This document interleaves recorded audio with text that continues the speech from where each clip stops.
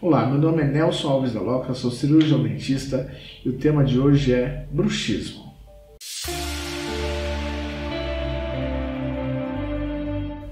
O bruxismo ele pode ser noturno ou diurno. Normalmente o diurno está associado a hábitos que o paciente tem.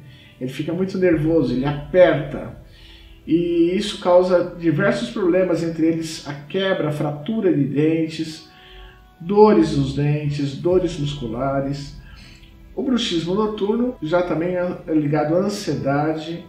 Muitas vezes o paciente acorda com dor. Esses dois problemas têm tratamento. Nós colocamos uma placa e o paciente dorme com essa placa.